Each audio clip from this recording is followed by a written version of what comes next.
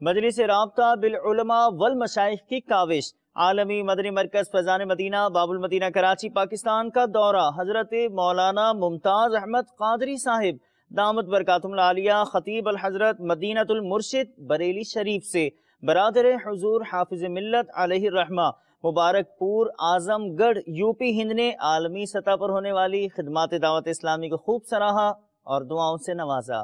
ہم کو اے عطار سنی عالموں سے پیار ہے۔ میری ایک دلی خواہش تھی ایک مدت سے، جس وقت میں طالب علمی کا دور تھا میرا، اور جب میں نے دیکھا کہ امیر اہل سنت حضرت علامہ مولانا محمد الیاس قادری مقدس اللہ العالی امیر اہل سنت کراچی پاکستان، جب میں ان کا نام سنتا تھا تو میرے دل کے اندر ایک جذبات کا طوفان برملا امٹتا تھا، اور یہ میرے دل کے اندر تمنا رہتی تھی کہ ایک مرتبہ اپنی زندگی میں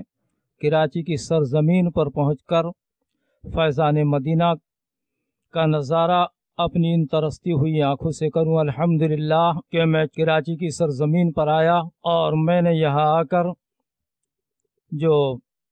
امیر اہل سنت حضرت علامہ مولانا محمد الیاس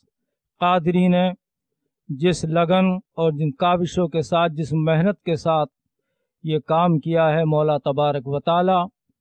ان کی عمر میں بے پناہ برکت عطا فرمائے۔ اور میں دعا کرتا ہوں کہ رب کریم یہ جو اعلیٰ حضرت عظیم البرکت رضی اللہ تعالی عنہ کا ایک فیضان ہے، اور یہاں سے مدنی پھول مہکتے ہوئے تمام دنیا کے اندر پھیل رہے ہیں، اسی طریقے سے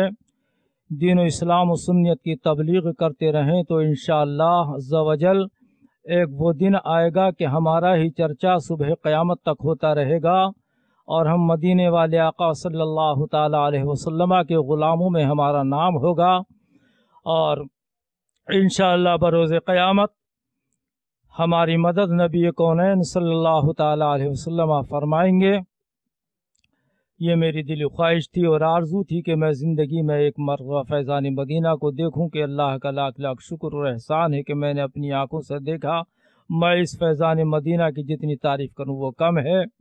کہ موصوف نے جتنی خدمت اور جتنی قربانی پیش کی ہے اس کا میں شکر گزار ہوں، ممنون ہوں کہ آپ مصطفیٰ علیہ تحیت و ثنا کی سنتوں پر عمل کر کے تمام دنیا سنیت کو بتا رہے ہیں کہ نبی کی سنتوں پر عمل کریں تو انشاءاللہ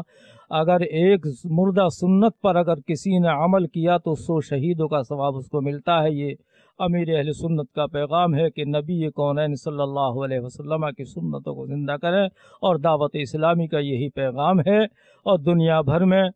کسی بھی ملک میں جائیے، دعوت اسلامی اپنی طرح سے آن و بان شان کے ساتھ جگمگا رہی ہے۔ ہمارے انڈیا جہاں کا میں اس وقت رہنے والا ہوں، مدھیہ پردیش، اندور کے قائم مقام شہر دیواس میں بھی ہماری دعوت اسلامی بڑی زور و شور کے ساتھ کام کر رہی ہے اور کرتی رہے گی۔ اللہ تبارک و تعالی اس تحریک کو صبح قیامت تک قائم و دائم رکھے، تمام شیاطین کے شر سے محفوظ رکھے، یہ میری دعا ہے۔ السلام علیکم۔ ہم کو اے عطار سنی عالموں سے پیار ہے، انشاءاللہ دو